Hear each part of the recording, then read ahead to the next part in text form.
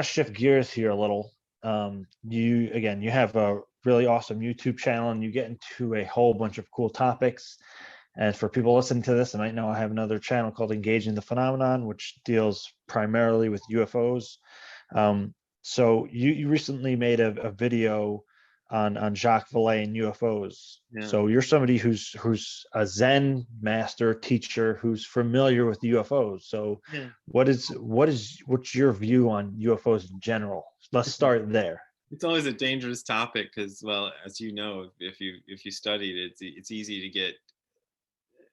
There's the sense of Jacques Vallée talks about it in his book. If you study these things, there's a real prejudice against it. That's crazy stuff. That's paranormal and all that. I think there must be something to the phenomenon, and it's something I was interested in as a kid, long before I got interested in Zen. I loved all the science fiction movies and stuff, and it got me into studying UFO books. I remember being a teenager and reading a bunch of those, whatever I could find about UFOs, and getting really interested in it. And I've maintained that interest. I think there is something out there, and obviously, if you consider the size of the physical universe, there's got to be some other forms of intelligence. This can't have happened just once. I think most people who think about the topic would agree with that. The disagreement comes in whether whatever is out there would be able to would have any interest in, or would be even able to communicate with us. It might be that whoever's out there would be so far away, and maybe it's such a rare phenomena to develop intelligence like we have, that we would never come in contact with each other. That's one of the theories. There goes a trash truck.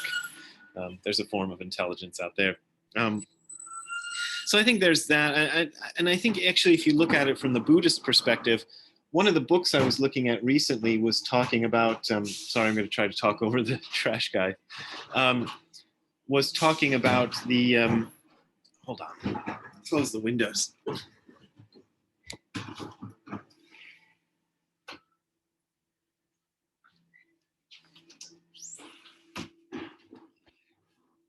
Sorry. So I was looking at this book recently that was about how different religions might deal with, say, we had unquestionable evidence of aliens contact. And one of the things the book said, which I think is right, is that it probably wouldn't really phase the Buddhists that much. Because if you look at Buddhist cosmology and mythology, there is a place for aliens in it. They even did a couple of episodes of Ancient Aliens, the TV show, about if you look at the Hindu and Buddhist scriptures, there are ways to interpret them that sound like UFO encounters. There's plenty of stuff in there, and in traditional Buddhist literature, beyond the Ancient Aliens interpretation of it, would say that there are beings who exist in higher realms, and whether higher could be physically higher, like up in the sky, like in outer space, or conceptually higher, like another sort of dimension beyond us. You could argue what it means, but there is a place for that. And I personally haven't encountered any of these higher intelligences, but I have no trouble believing that people have, and that it's possible.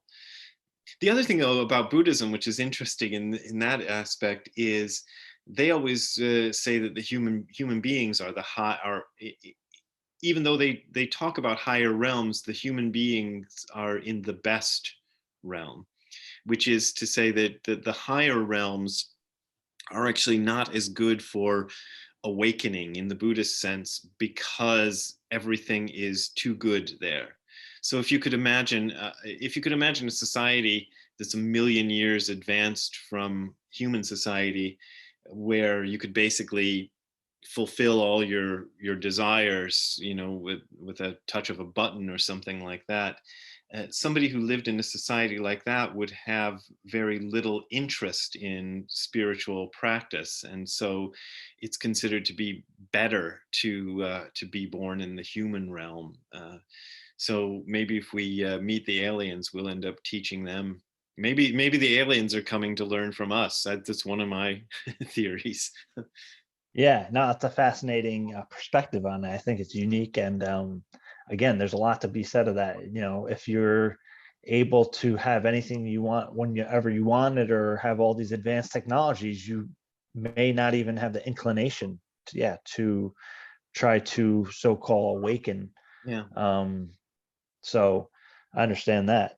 And what did you notice when like the whole December 2017 TikTok and the big ATIP story broke? Oh yeah, yeah. I was watching that with great interest, and that I actually was working. We talked about this before we started the podcast. I was working on a book about that subject, sort of a Zen approach to UFOs, and I may still I play around with that book every couple of weeks and see if I can get anywhere with it. But I'd been working on that, and when that stuff broke, I thought, oh, that's interesting, because finally you know the idea of the official, the official story, the government story, changing to the point where they're admitting, yeah, there is something to all of this. I think that's a huge shift, because as Jacques Vallée points out in his book, one of the problems with studying any of this, and I mentioned it just a minute ago, is that you immediately sound like an idiot to a lot of people. Um, but I think there's good reason to think that there is something out there, uh, some sort of other intelligence that it seems to be interacting with human beings in a way that's very strange. High Yeah, strangeness, I guess, is the term yeah, that's yeah, sometimes used. Yeah, and that's kind of beyond our normal way of understanding things.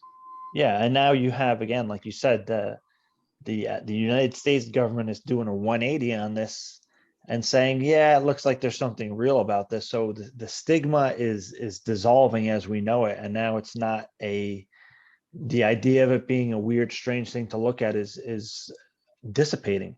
Yeah.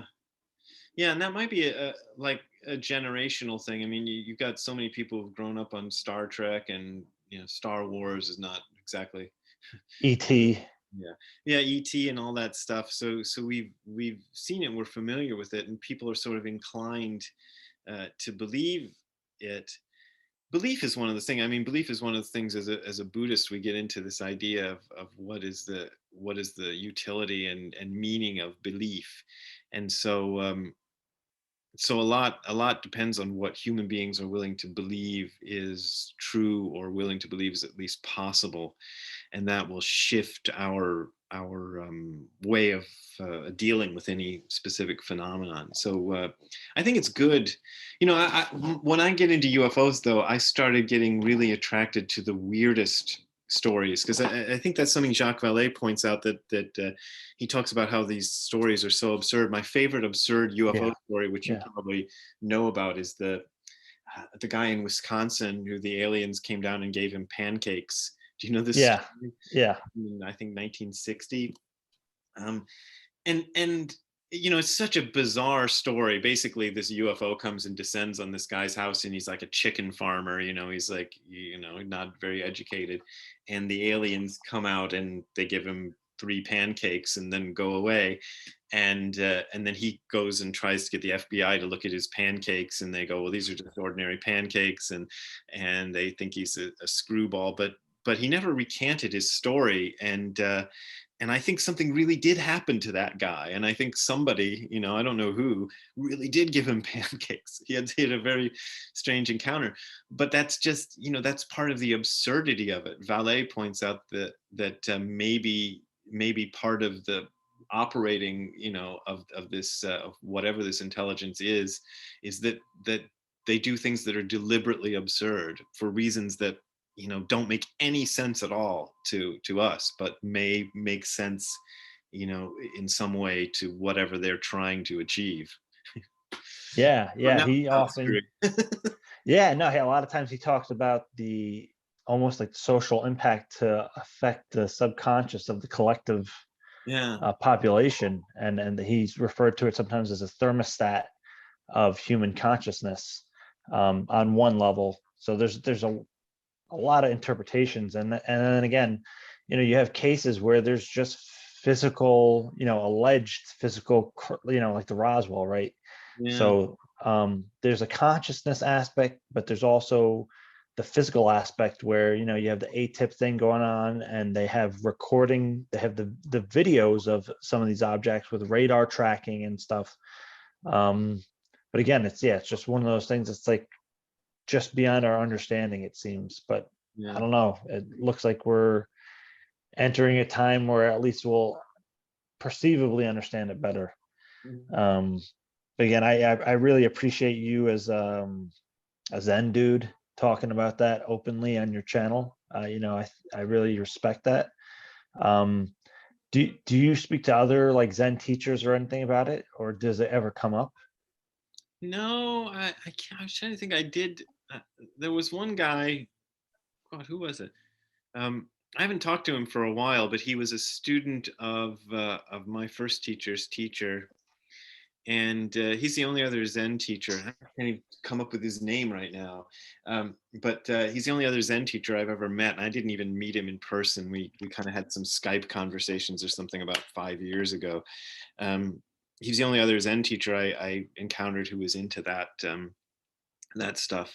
Um, most Zen teachers, they're just like most people. They kind of go, oh yeah, whatever. This is goofy science fiction stuff, and maybe in a sense it is, but there's something beyond that, I think. Yeah. Yeah, I recently had Vince Valkyrie Horn on, and Daniel Ingram, and they were pretty open about the idea, and Vince Horn was like, yeah, how come no Buddhist teachers are talking about this? It's like right out in the public and in the open now. It's not even like, it's on the news like regularly. And I don't know if you saw, but the chief of NASA was recently saying, yeah, UFOs are real. I received an official briefing, a classified briefing on the Armed Service Committee.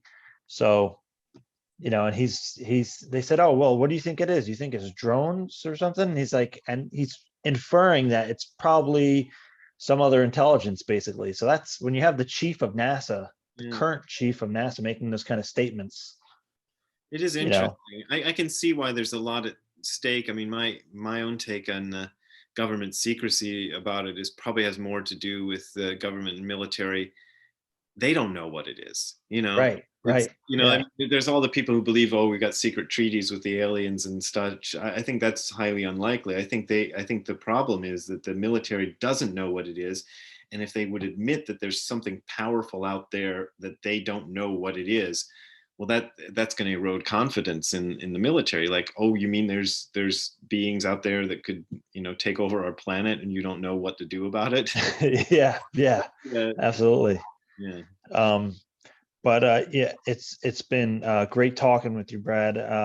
You're such a cool dude. I love your work. I love your channel. I suggest everybody go check your work out. And where could everybody find your work? Well, the YouTube channel is just youtube.com/hardcore zen. So I do new video every 3 times a week. I have a podcast, which is the Hardcore Zen podcast, and it's on all the main. I find it on Spotify, but it's on all the podcast platforms. And then I have a blog, which is hardcorezen.info. And if you go there, it has what do you call that? Links to everything else. So that's a good place. So hardcorezen.info has links to the YouTube channel and the podcast and everything else. Yeah, and